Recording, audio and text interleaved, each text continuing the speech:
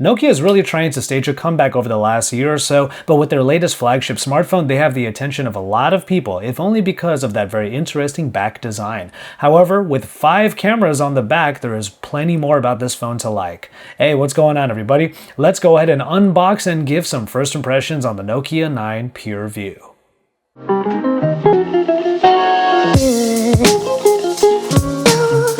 The last time I unboxed a Nokia device, it had Windows on it. That's how far back my history with Nokia goes, and clearly now Nokia has a whole new era of smartphones ahead of them, so it starts with this one. Just went on sale. I actually picked this up from Best Buy, and clearly it's not a Windows device, it has Android, and even better, it is Android One.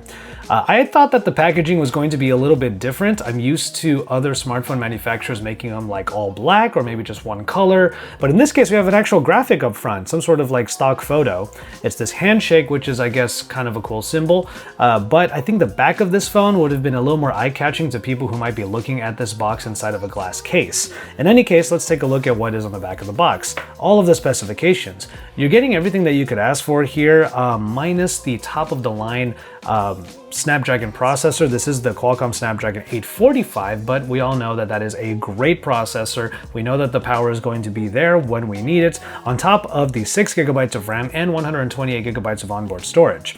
Now, of course, like I said, the cameras. That's being showcased here. 5 camera fusion, Pureview with Zeiss optics. There's actually a 20 megapixel front camera also, but of course, that penta shape on the back is something that you really notice right off the bat. And that's what we're going to find out as we open up this box. If you look at unboxings I've done for Pocket Now, Jaime is always really surprised that I don't need a knife of some sort. I just try to find the way to get the tape off, like right now. It's got all of that void writing on it once you take off the tape. Oh, I guess that's par for the course. So we have a pretty simple unboxing experience here. I was actually really excited to unbox the Nokia, thinking there would be some extra bits and pieces, maybe something different from what we expect from the other manufacturers. After all, Nokia is trying to make a comeback, so how are things different this time? Well, we'll start off with this box here on the left, which probably holds all of the charging bits and pieces, maybe the documentation. It feels like it's all in here, so let's go and open that up. Let's start off with the charging cable. USB-A to USB-C. I don't think there's any special branding on these headphones, but I'll take a closer look in a second. For now, let me just undo the plastic wrap around it. What I find interesting is that these are really trying to be those canal earphones, the inner earbuds, and that's great. Usually the sound from those can be pretty decent, if not above average, and they have these bullet sort of designs to them. That acute angle is really interesting here. There's a headphone adapter in here.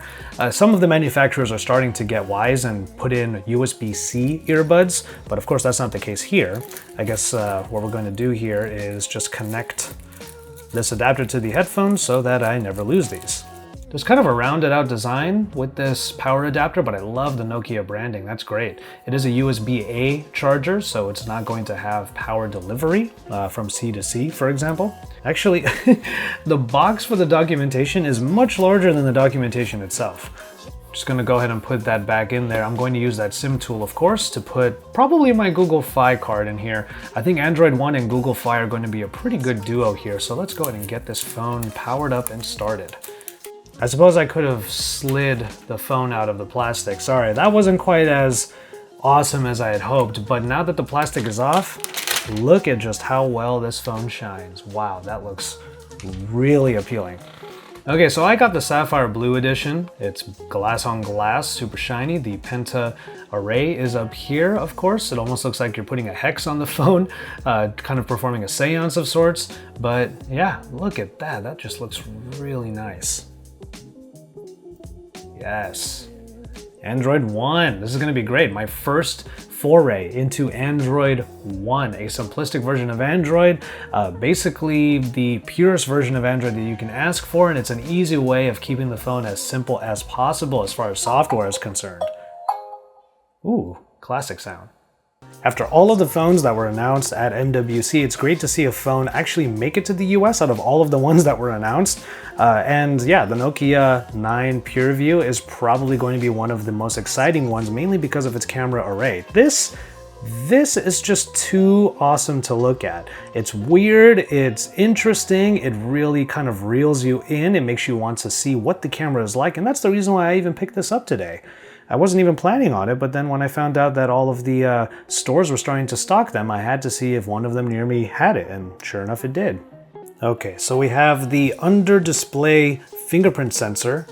It's right around there. So let's go ahead and get that set up. Start with this one. Try pressing a little harder. Okay, there you go. Oof, you have to press pretty hard to get this thing to consistently scan.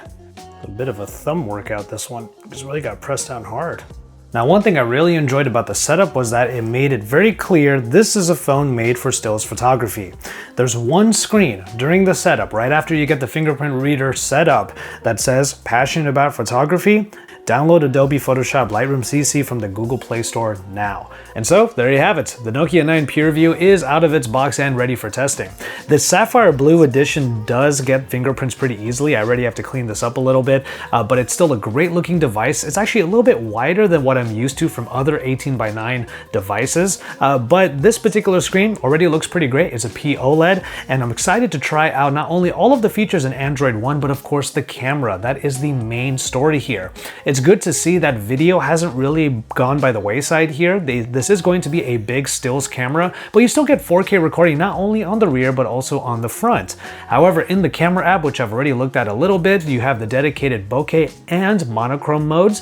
After all, a couple of the sensors on the back are supposed to help not only with the soft backgrounds in bokeh mode, but also for monochrome photos if you want to get a little artsy with some black and white photography. So with that said, I'm going to call it on this one. Get into the comment sections and let me know what you want to see out of this. I am going to take it out for a full photo day at some point just to see what the photography is like, and perhaps I'll do a video on that as well, just sharing my experience. But you can subscribe to my channel if you haven't already, and hit that bell over on the side so you know exactly when the video comes out. I might do a premiere for this one actually, and then from there you can just drop some likes on my videos, continue the discussion in the comment sections, and from there I'm just going to call it on this one. Thank you so much for watching, and I'll just remind you to enjoy your tea, everybody.